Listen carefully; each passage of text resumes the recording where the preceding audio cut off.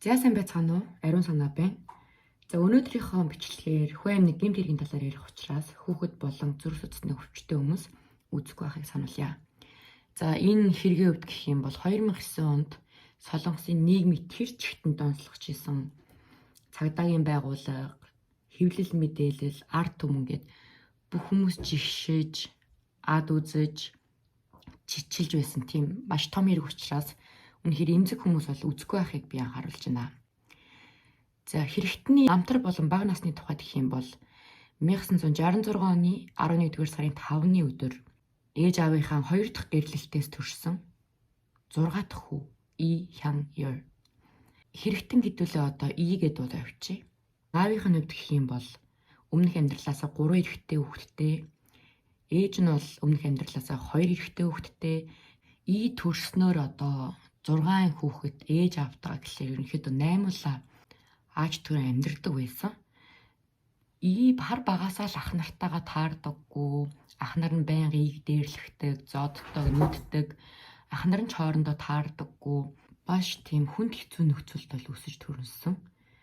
За ингэж амьдарсаар 15 наснда гэр бүлийн санхүүгийн боломжгүй байдлаас болоод сургуулаа орхидог.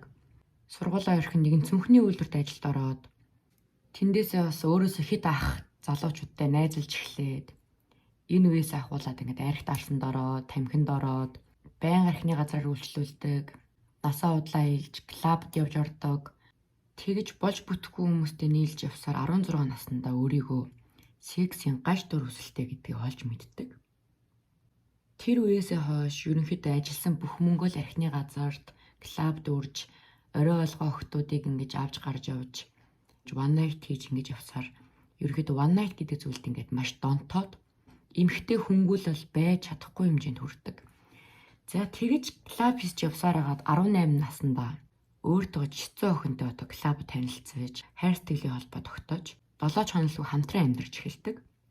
Удалгүй найз охин жирэмсэн болон 8 сар хүрэхэд бэлгийн харилцаа холдсны улмаас дур хүслээ барьж дийлэлгүй нэгэн муухай санаа орж ирдэг.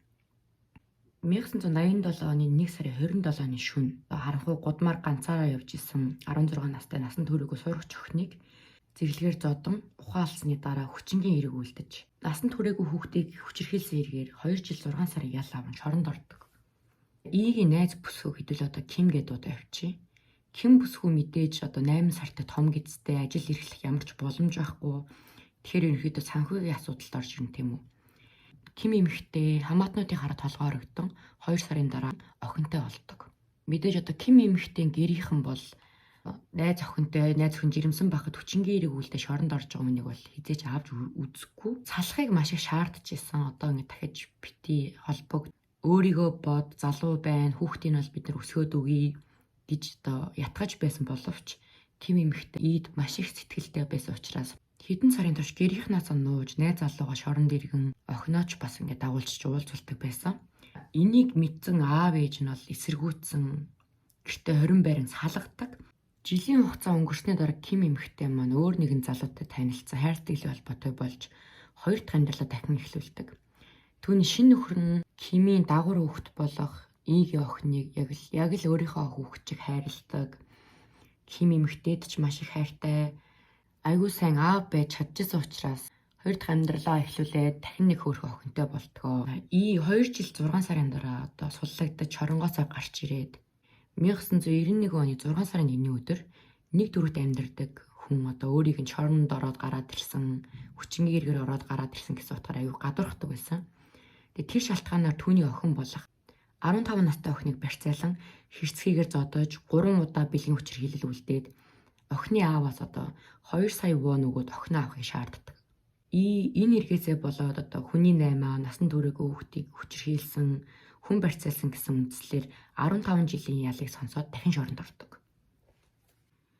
2005 оны 10 дугаар сарын 28-ны өдөр 15 жилийнхаа ялыг дуусгаад гарч ирдэг. Шоронгоосоо суллагдан гарч ирээд Ёнгомот руу усан онгоцны үйлдвэрт ажилд орж 2 жилийн турш тууштай ажиллан өөрийн гэсэн эдэн төрхтэй, өөрийн гэсэн машинтай амьдрах байртай болдог. 2 жилийн дараа буюу 2007 онд охиныхаа сургыг гаргах санаатай хайж очихдоо нэгэн зүйлийг олж мэддэг.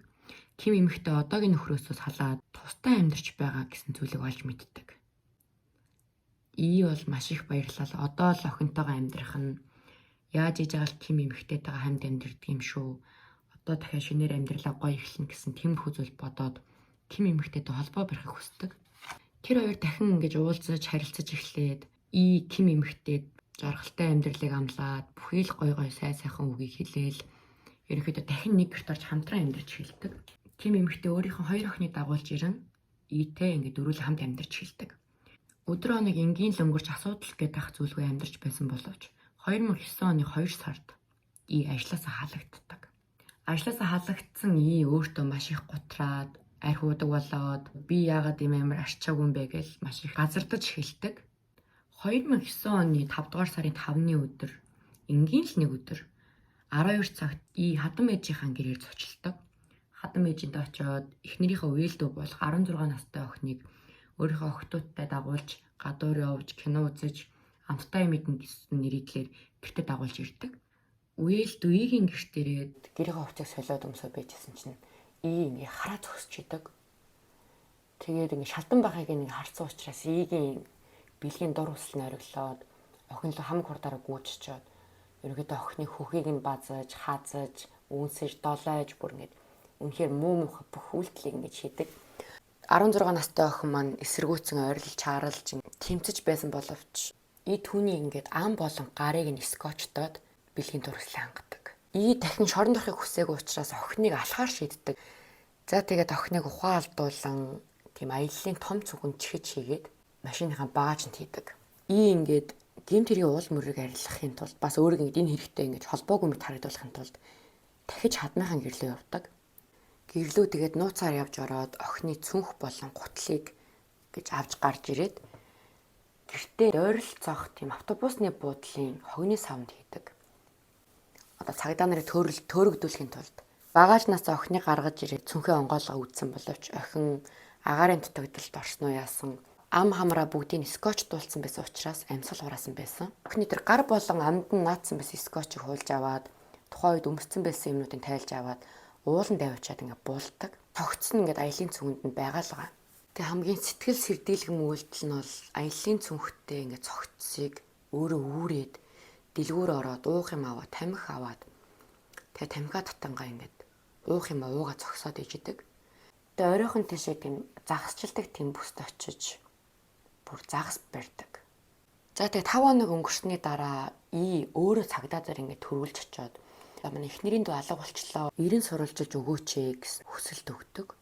Өөрөө алж ачаад. Хохирогч үеэл охины уцаа ээж болон эгчрүүн тэгээ бүр өөр лугаа хүртэл ингээд би сайн байгаа болохоор надад битгий санаа зов гэсэн мессеж явуулаад тэгээ хуцсыг ингээд бас хайчдаг.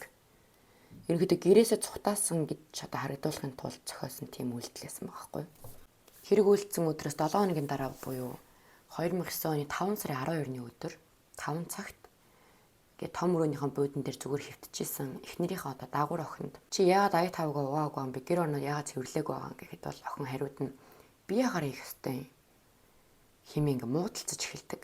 Охин ингээд өрөөндөө орохоор явж байхад нь чилүү зүүнээс нь базаад нүүр нүдгүү маш хэрцгээгээр зодоод орон дээр хөвтүүлж агаад ам гарыг нь яг адилхан скотчтож хүлээд хоёр гараараа бомб алаад түүний цогцтой бэлгийн харилцаанд ордог. Эхнэрийн үеэл дүүгийн одоо цогцсон тэр ийгийн гэрийн хувцсны шкафанд бол байгаад байгаа.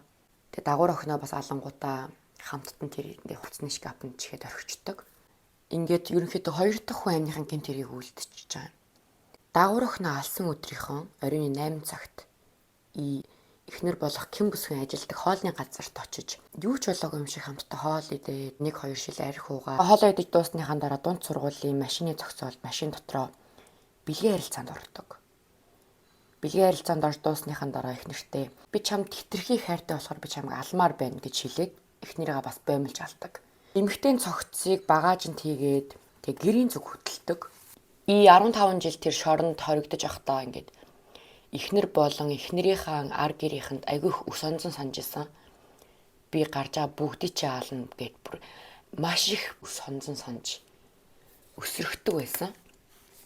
За тэгээд гэрлүүгээ одоо ингээд эхнэрийнхээ цогцыг ачсан явж байхдаа нэгэн л аллага үлдсэн юм чинь шоронд байхдаа боддог адын бодоогоо би ер нь гүйцэтгэлдүүлнэ. Тийм учраас эхнэрийн талын одоо хамаатан бас миний талын хамаатан эмхтэй бүх хүмүүсийг би ална гэсэн тийм бодол төрдөг. Би гэрлүүгөө явж явах замдаа гинт өрүүлээ өөр тишээ заалган том ахыхаа гэрлөө явдаг. Гэрт нь очиод бол өөрийнх нь үеэл дүү болох 18 настай нэгэн охин байсан. Дүүдээ эгч чинь чамд халаасны мөнгө өгье гэдэг байна. Чамтай уулзаж хоолнд орё гэдэг байна. Гээд манай охтуудаас чамтай тогломоор байна. Ингээд хамт кино минь үзмээр байна гэж 18 настай охиныг дагуулan гэртээ ирдэг. 5 сарын 13-ны үүрийн 1 цагт унтлагын өрөөнд унтаж байсан үеэл дүүгээ хутгалж хүлээд хайжаар дотор хувцсыг нь хайжлан бэлгийн хүчирхийлэл үлдэж хувцсны шкафанда 11 цагийн турш хордог. Тэр өдрийн шөнийн 3 цагт өөрийнх нь төрсөн охин өөрийнхөө шөнийн ажлыг тараад гэртээ орж ирдэг. Өөрийнх нь охин одоо 21 настай. Охинтойгоо гинэтл би танаа ингээд ээжичээ аллаа. Чиний дүүхчээ алсан, үеэлээ алсан, өөрийнхөө үеэлэгч алсан гэх мэтчлэн өөрийнхөө үйлдэлсэн бүх хэргийн талаар ярьдаг. Охин бол мэдээж айгаад юуш дуурч чадахгүй. Гэтэл аав нь төрсөн охиноо зодоод гар хөлийг нь хөлж амыг нь скотчоор ороодог. Дараагийн өглөөний 9 цагт би бүгдийг нь алчихсан юм чинь чамагч бас алчаад өөрийнхөө амийг хорлоно гэх мэтчлэн эрүүл хүнээс хизээч гарахааргүй баахан юм ярьдаг. За тэгээ тэр хугацаанд одоо өөрийнх нь бодол нь өөрчлөгдсөн үү? Эсвэл өөрийнх нь төрсөн охин болохоор тэгж хандсан уу гэлтэй. Хөл гарынхын хүлээсийг нь тайлаад чамааг явах амьд үлдээ. Оронд нь сүүлийн хүслийг минь биелүүл. За, ийгийн сүүлийн хүсэл нь юу байсан бэ гэхээр аавтайгаа хамт усанд оръё гэж хэлдэг. Төрсөн охиныхон дотор хувцсыг удаа дарааллуулан солиулж, камераар хүртэл зургийг нь дараад эцэст нь охиндоо ч гэсэндээ бэлгийн хүчирхийлэл үлддэг. 5 сарын 14-ний өдрийн 12 цагт тамхи авахаараа гэрээс гардаг. Арсан ойгуур нь хаалгаа дотроос нь түгжээ цагдаа дуудлага өгснөөр хэрэгтнийг газар дээр нь барьж авдаг. За тэгээ шүүх хурлын үеэр би энэ алсан хүмүүстэйгээ дахиад уулзвал дахиад ч алах болно гэх мэтчлэн чихүүд сүрмээр үг хэлээд өөр хэлэх юм байхгүй учраас өг шитгэлээ өгөх мэтчлэн ингээд зааланд байгаа бүх хүмүүсийн урыг зэвүүцлийг хүргэжсэн. Эхний хохирогч болох эхнэрийн үеэл дүүг бол алах болсон шалтгаан нь тэр өөрөө надад сайн энэ хэрэг болохоос ч өмнө бид хоёр бэлгийн харилцаанд ордог байсан. Энэ намайг 50 байлгадаггүй байсан. Тийм учраас би ингээд амьдралаа авч үлдэхийн тулд би энэ охиныг алсан гэх амар сонин юм яриа өгдөг. За төрсөн охиныг хүчнэдэх болсон шалтгаан бол эхэндээ бол байгаагүй. Гэхдээ бүх хохирогчд өөхөхтэй надад хүчндүүлж өгсөн учраас би ингээд тэгш бус байдлыг ингээд авч үзсэн. Би хүчнэдсэн гэсэн тийм сони яриа өгдөг. Эцэст нь 2010 оны 3 сарын 25-ны өдөр цаазаар авах ял сонссон. Одоо хүртэл тэгээд цаазын ялын хугацаа хүлээж байгаа гэдэм билээ. Энэ бүр эхнэрийн үеэл дүүгийн хувьд бол бүр ингээд хизэж байж болцсохгүй аим шиг юм ярьж байгаа байхгүй юу? Үхсүүний яс хавталцмаар гэдэг шиг. Тэгээд төрсөн охины хувьд бол 21 наснда аавдаа тэг хүчндүүлээд ээжигээ алдаад дүүгээ алдаад бас амар хэрэг болсон. За тэг өнөөдрийн хэрэг маань нэг иймэрхүү байлаа. Тэгээд энэ хүртэл сонсон та бүхэндээ баярлалаа. Жохон муу ирсэн бол уучлаарай тэгээ хичээнэ. Өнөөдрийг сайхан өнгөрүүлээрэ. Баяртай. Санаа байлаа.